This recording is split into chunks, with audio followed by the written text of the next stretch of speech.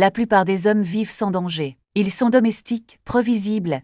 Ils entrecoquent leurs griffes contre du confort et leurs dents pointues contre l'approbation des autres. Ils entrent dans un environnement et rien ne change dans l'air qui les entoure. Ils parlent et sont interrompus. Ils expriment leur colère et se moquent d'eux. Mais il existe un autre type d'homme, une exception à la règle. Vous l'avez déjà croisé, peut-être avez-vous même ressenti sa présence. Vous n'avez pas besoin d'élever la voix pour être entendu, ni de faire preuve de force pour être remarqué. Lorsqu'il entre dans une pièce chaotique, le désordre s'apaise, non par respect, mais par peur instinctive, et Primael Niccolo Machiavelli, l'auteur qui a déchiffré les codes du pouvoir, n'a pas écrit pour des inoffensifs. Il a écrit aux plus dangereux. Il savait que dans un monde de loups, être un agneau n'est pas une vertu, c'est une condamnation à mort. Si vous lisez ceci, c'est que quelque chose en vous se transforme. Il en a assez de suivre le scénario du bon gars que la société lui impose depuis sa naissance. Cela devient quelque chose de différent, plus vif, plus froid, plus dangereux. Avant d'aller plus loin, nous devons clarifier une chose.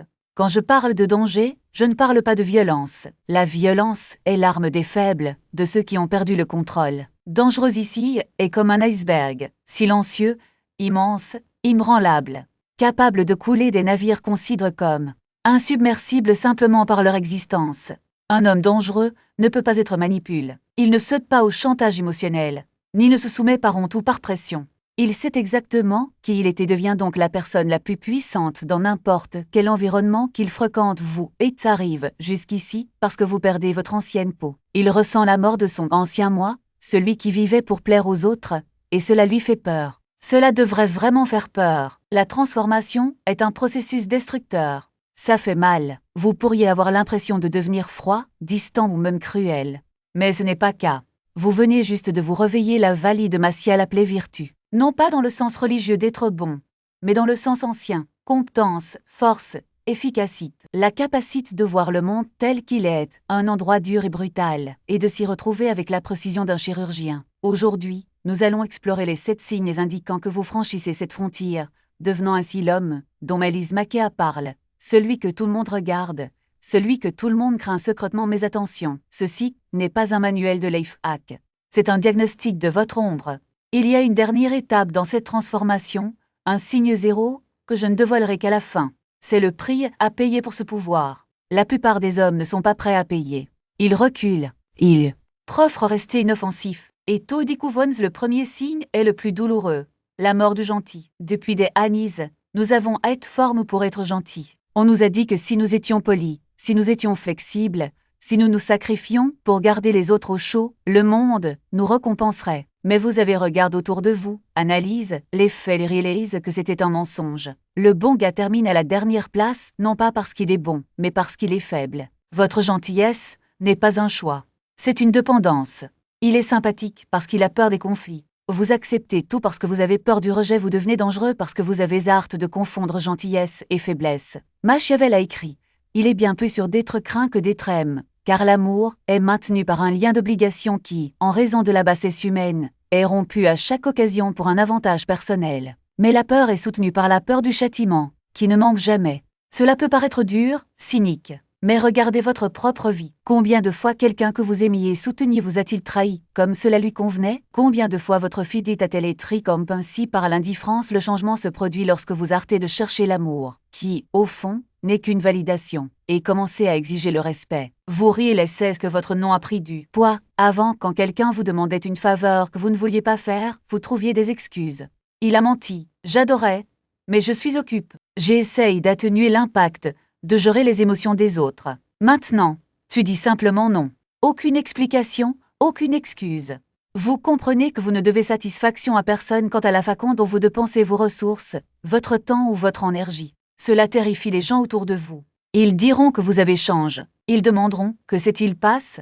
Vous avez été utile. Ce qu'ils veulent vraiment dire, c'est « vous étiez si facile à utiliser ». Vous développez ce que Machiavelli appelle la cruauté stratégique.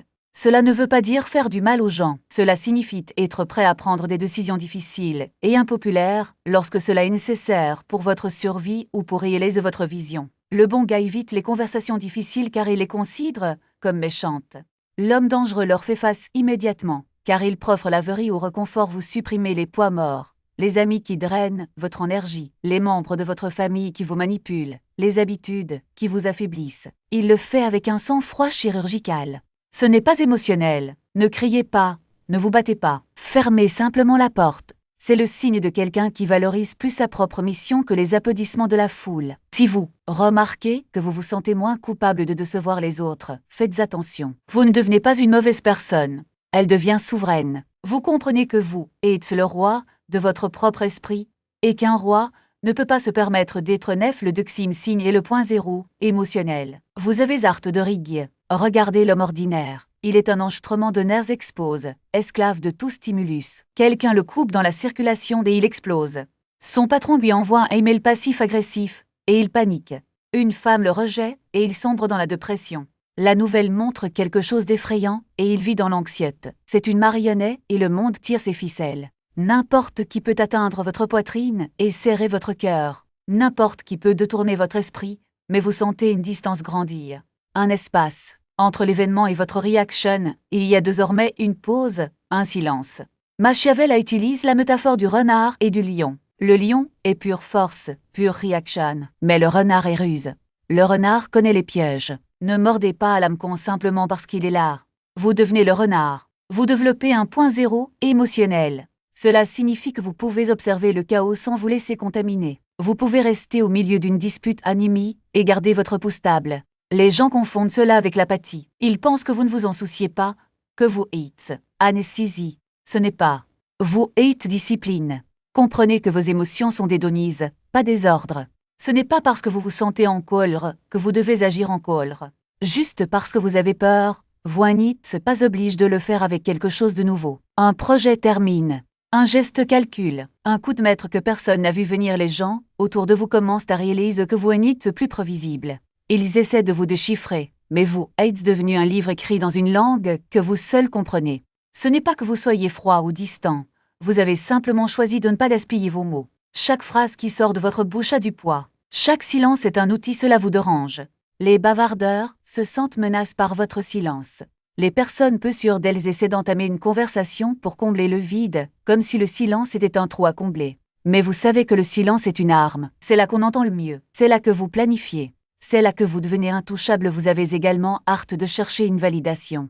Avant, vous aviez besoin que les autres approuvent vos choix. Maintenant, vous les faites et passez à autre chose. Il n'est plus nécessaire d'expliquer, de justifier ou de convaincre. Si quelqu'un ne comprend pas, ce n'est pas votre problème. Vous n'êtes plus à la recherche de l'opinion des autres et il y a autre chose. Vous avez cessé de vous soucier de ce que vous ne pouvez pas contrôler. Les ragots, les critiques, les jugements, ils rebondissent sur vous comme des balles sur une armure. Vous ne perdez pas de temps à essayer de convaincre les autres que vous avez raison. Vous agissez. Si c'est faux, corrigez-le. Si vous avez raison, continuez. Cela ne veut pas dire que vous vous isolez. Vous parlez toujours, vous riez toujours, vous vous connectez toujours, mais de manière sélective. Vous ne distribuez pas votre énergie comme des pièces de monnaie dans une machine à sous.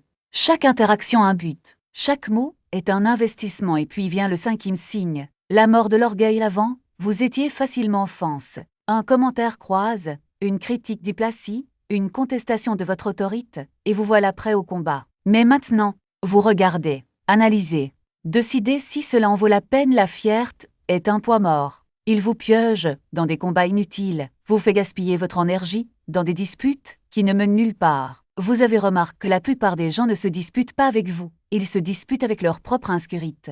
Et vous n'avez pas besoin de jouer à ce jeu quand quelqu'un essaie de vous provoquer. Vous ne réagissez pas automatiquement. Vous demandez, est-ce important? Si cela n'a pas d'importance, laissez tomber. Si cela compte, vous agissez, mais pas avec colère. Avec stratégie, vous avez également cessé de vous soucier des apparences.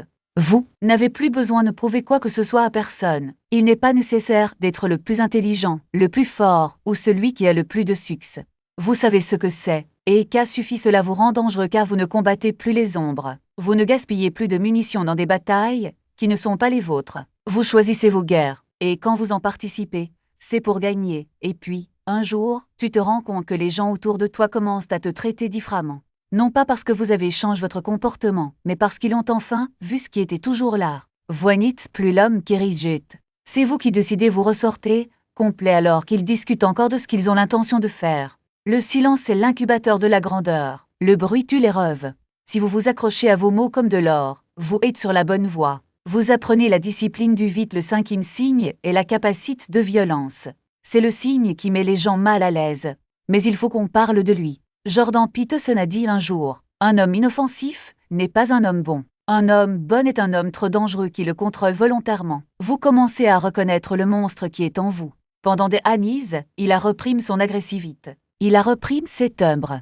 J'ai fait comme si elle n'existait pas. Il pensait qu'être civiliste signifiait ne pas avoir de dents. Mais maintenant, tu le ressens. Ressentez la capacité d'agressivité. Ressentez la capacité de destruction. Et au lieu d'en avoir honte, il l'enlève. Vous réalisez que sans la capacité du chaos, votre paix ne signifie rien. Si vous ne pouvez pas mordre, votre gentillesse n'est que soumission. Cela se manifeste souvent physiquement. Vous commencez l'entraînement. Commencez à soulever du fer lourd. Commencez à apprendre les arts martiaux, la boxe, le jujitsu, le combat. Pourquoi? Non pas parce qu'il veut blesser les gens, mais parce qu'il veut savoir qu'il le peut. Il y a un changement psychologique profond lorsqu'un homme sait qu'il est physiquement capable de mettre fin à une confrontation. Cela devient du karma. Il devient plus gentil. Pas besoin de poser. Vous n'êtes pas obligé d'agir dur. Le chien aboie parce qu'il a peur. Le lion dort parce qu'il sait qu'il est le roi. Vous devenez le lion. Cette ingration de l'ombre, comme l'appellerait Carl Jung, vous donne un nouveau type d'énergie. Une force implacable. Machiavel a vécu à une époque de mercenaires et de guerre. Il savait qu'un prince qui ne savait pas manier une épée finirait par être détruit par quiconque le savait. Il n'y a aucune comparaison entre ceux qui sont armes et ceux qui ne sont pas armes, et il n'est pas raisonnable que ceux qui sont armes obèsent à ceux qui ne sont pas armes. Traduisez cela dans la vie moderne. Cela signifie que vous devenez compte. Redoutable. Il rejetait l'aide moderne de l'homme faible, doux et malléable. Vous embrassez votre biologie, c'est adopter l'impulsion de vaincre, de protéger, de construire et de détruire les obstacles. Vous arrêtez de vous excuser pour votre masculinité. Arrêtez de vous excuser pour votre ambition. Regardez votre côté obscur, votre colère, votre orgueil, votre égoïsme, et au lieu de les supprimer, dominez-les. Attachez-les à votre voiture. Votre colère devient le carburant du travail. Votre fierté devient la norme de votre qualité. Votre égoïsme devient la frontière qui protège votre temps. Vous n'éliminez pas le monstre. Vous l'entraînez. Et un monstre entraîne, est l'allié le plus utile dont vous aurez. Le sixième signe est une priorisation implacable. C'est un changement dans la façon dont vous percevez le temps et l'énergie. La plupart des hommes gaspillent. Perdez des heures à parcourir les fûts. Gaspillez l'émotion dans les équipes sportives. Gaspillez de l'énergie sur des arguments qui n'ont pas d'importance. Ce sont des pots qui fuient. Vous devenez hermétique. C'est développer l'économie d'un prince. Vous vous demandez, est-ce que cela me rend plus fort, plus vif, plus riche? Ou est-ce que cela m'affaiblit, m'ennuie, appauvrit? Si la réponse est la deuxième, vous coupez. Aucune pitié. Arrêtez de regarder les informations car elles sont conçues pour vous rendre anxieuse et impuissant. Arrêtez de discuter dans les commentaires, car cela ne change rien et draine votre concentration. Arrêtez de sortir avec des gens qui veulent juste tuer le temps.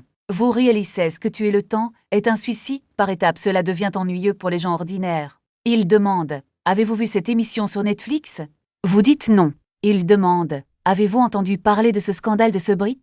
Vous dites non. Ils pensent qu'il leur manque quelque chose. Vous savez que ce sont eux qui manquent. Ils perdent leur propre vie parce qu'ils sont trop occupés à consommer celle des autres. Cette concentration le rend dangereux, car elle lui permet d'accumuler des compétences à un rythme qui semble impossible aux autres. Pendant qu'ils sont distraits, vous vous entraînez. Pendant qu'ils se divertissent, vous vous instruisez. Vous comprenez la notion de coup d'opportunité. Chaque heure passée sur quelque chose de médiocre est une heure volée à quelque chose de grand. Vous devenez un tireur d'élite. Un tir, une cible. Pas de mouvement inutile, cela terrifie les gens autour de vous car ils vous voient vous éloigner. Ils voient la distance augmenter entre l'endroit où vous êtes et l'endroit où ils se trouvent. Et ils savent au fond qu'ils pourraient faire de même, mais ils manquent de discipline. Votre existence devient un jugement sur votre médiocrité. Et c'est pourquoi ils essaieront de vous faire reculer. Ils vous traiteront d'obstes, de bourreaux de travail. Laissez-les. L'obsession n'est que le mot que les paresseux utilisent pour décrire les personnes dévoïdes. Le septième signe est l'acceptation de la solitude. Le résultat inévitable de tout le monde. Vous devenez à l'aise d'être seul. En fait, vous commencez à le vouloir. L'homme dangereux est un souverain, et la souveraineté est un chemin solitaire. Plus vous gravissez la montagne, plus l'air se raréfie et moins de personnes peuvent s'y respirer avec vous. La plupart des hommes ont peur de la solitude. S'ils restent seuls dans une pièce pendant 10 minutes, ils paniquent. Ils décrochent leur téléphone portable, allument la télé, ils ont besoin de bruit pour étouffer la voix dans leur tête. Mais vous vouliez d'amitié avec le silence. Vous réalisez que vos meilleurs idées viennent lorsque vous êtes seul. Votre clarté vient lorsque vous êtes seul. Votre force est recharge lorsque vous êtes seul, vous ne faites plus partie du troupeau. Le mouton a besoin du troupeau pour se sentir en sécurité, pas le loup. Machiavel a écrit ses plus grandes œuvres en exil. Il fut démis de ses fonctions, expulsé de Florence et contraint de vivre dans une ferme.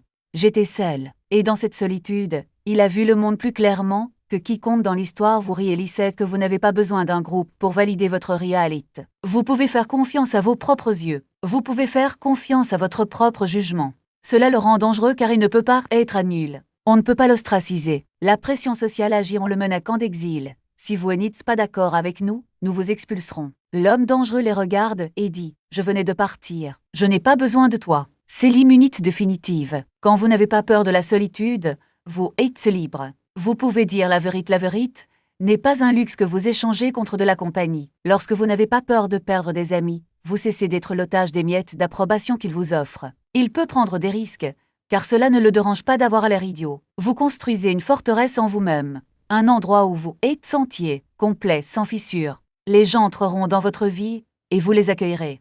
Mais s'ils se cassent, ils ne s'effondreront pas. Verrouillez simplement la porte et continuez.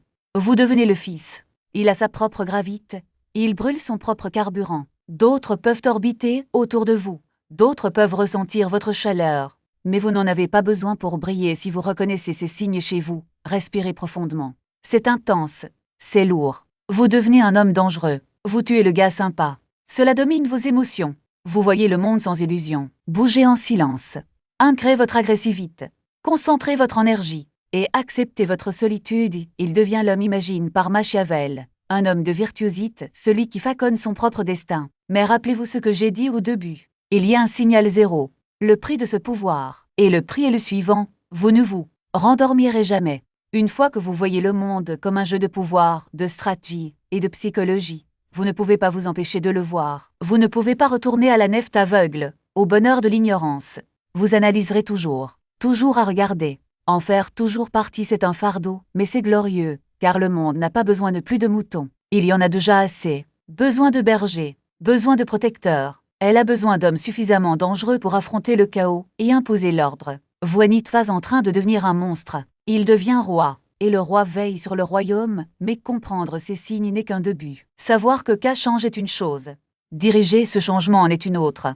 Utilisez cette psychologie non seulement comme un bouclier, mais comme une arme. Comprendre les lois les plus profondes de la manipulation, de la séduction et des dynamiques de pouvoir. Celles que Machiavel n'a pas osé mettre dans son livre parce qu'elles étaient trop dangereuses pour le public. Si cela vous a ouvert les yeux, sachez que c'est seulement ce que je peux montrer ouvertement. Il y a des vidéos que je ne peux pas publier pour tout le monde. Il y a des aspects de la psychologie noire, des stratégies de manipulation et des vérités sur la nature humaine dont je ne peux tout simplement pas discuter publiquement sur YouTube sans être censuré ou démonétisé.